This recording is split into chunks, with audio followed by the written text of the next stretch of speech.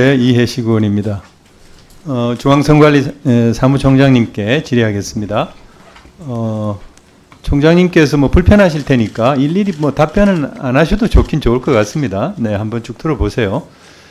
지난 오전 질의에서 사무총장께서 26차례 비공식적으로 대통령께 제공된 여론조사, 그것이 윤석열 대통령이 의뢰한 것은 아니지 않느냐, 그와 관련된 사실관계는 확실하지 않은 거 아니냐, 그런 말씀을 주셨는데, 어떻든 윤석열 대통령이 명태균에게 선거 여론조사를 의뢰하지 않았다 하더라도 26차례나 그렇게 반복적으로 선거 시기에 보고를 받았다라고 하는 것은 그게 3억 6천만 원에 달한다고 하는데, 명백하게 그것은 그 경제적 이득을 받은 것이기 때문에 정치자금법 위반인 것이죠.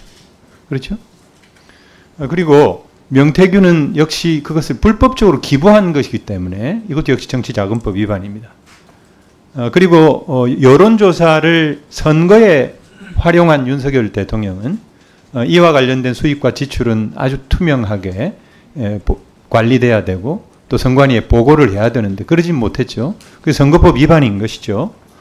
그리고 이렇게 회계에 반영되지 않은 여론조사의 비용으로 인해서 선거 비용 제한액이 초과됐다고 하면 그것은 당선 무효에 해당할 수 있죠. 그리고 명태균은 윤석열 대통령과 김건희 여사와의 관계를 전제로 해서 김영선 전 의원의 공천을 받았다고 했는데, 그 대가로 김영선 의원이 속칭 그 세비 반띵을 했단 말이에요. 명태균이가 그렇게 요구를 했고 평생 가족을 먹여 살려라 이렇게 했는데, 이것은 형법상 공갈죄, 강요죄가 명태균에게 적용되는 거죠. 그리고 명태균이 윤석열 대통령에게 여론조사 비용 대신에 공천이라고 하는 정치적 대가를 받은 것은 그것이 본인의 공천이 아니었기 때문에, 김영선 전 의원의 공천이었기 때문에 제3자의 이익을 위해서 여론조사라고 하는 뇌물을 윤석열 대통령에게 제공한 것이 돼서 명태균은 제3자 뇌물죄를 범한 게 되는 거죠. 그리고 김영선 전 의원은 공천의 대가로 매월 550만 원을 세비 반띵을 해서 명태균에게 실제로 줬어요. 강혜경 씨는 증거자료가 다 있다고 하니까요.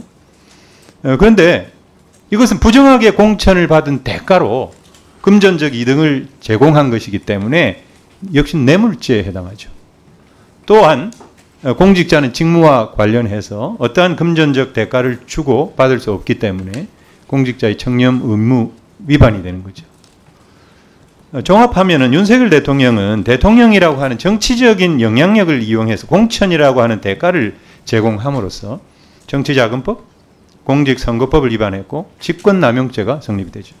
명태균은 불법 기부, 불법 정치자금 요구 및 수령으로서 정치자금법 및 선거법 위반, 공갈 및 강요죄, 제3자 뇌물죄에 해당하고, 김영선 전 의원은 공천 대가로 뇌물 제공하고 직무 관련 대가를 수수했기 때문에 청렴 의무 위반인 것이죠. 그래서 이 사건은 전체적으로는 정말 국기를 흔드는 너무나도 엄청난 사건이죠. 그리고 중앙선거관리위원회 입장에서는 즉시 고발 조치를 하고, 물론 조사가 안 되는데 왜 어떻게 고발하느냐 이렇게 말씀하시지만, 저는 사무총장께서 의지만 있다면 직권으로 조사하고 고발 조치할 수 있다고 생각이 됩니다. 그런 조치를 한번 검토를 해 주실 것을 부탁을 드리고, 마지막으로 김건희 여사와 관련해서 김건희 여사의 공천 개입이 있었다라고 하는 것이 거의 확실하다는 것을 우리 국민들이 다 알고 있는 것 같아요.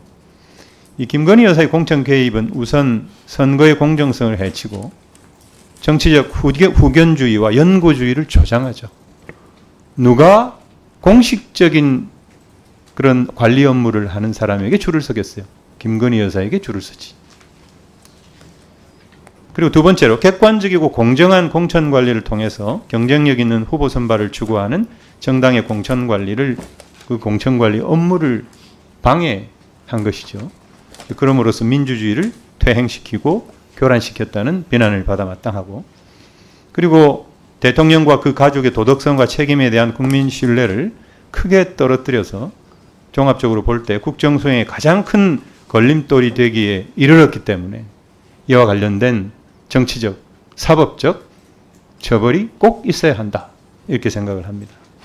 그래서 우리 총장님께서 아까 답변을 굉장히 곤혹스러워 하셨는데 이런 어떤 처벌 여부와는 별개로 하고 이런 선거라고 하는 민주주의의 어떤 근간인 이런 선거제도를 뒤흔드는 이런 불법적인 행태에 대해서 어떻게 생각하세요?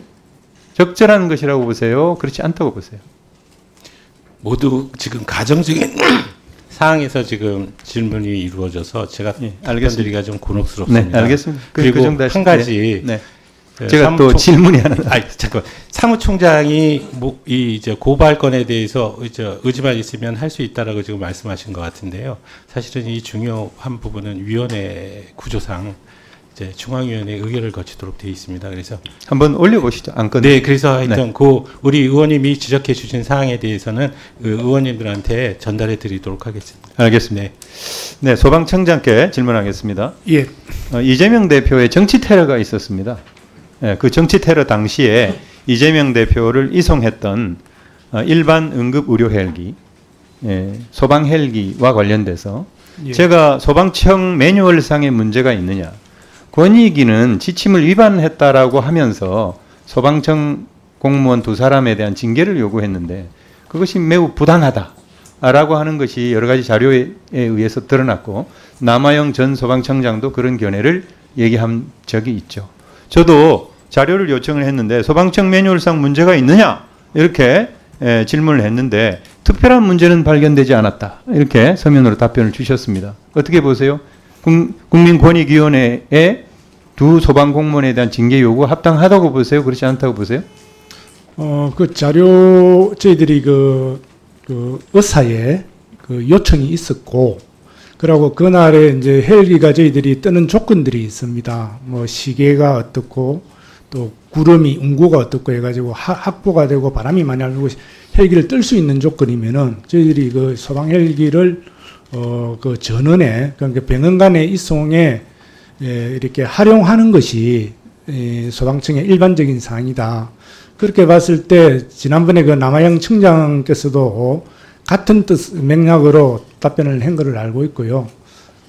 그렇다고 보면은 그렇고 이제 5번에 그 건의기에서 5번에 그 징계하는 부분하고 그 제도 개선하는 부분 2가지가 저희들이 통보가 왔습니다.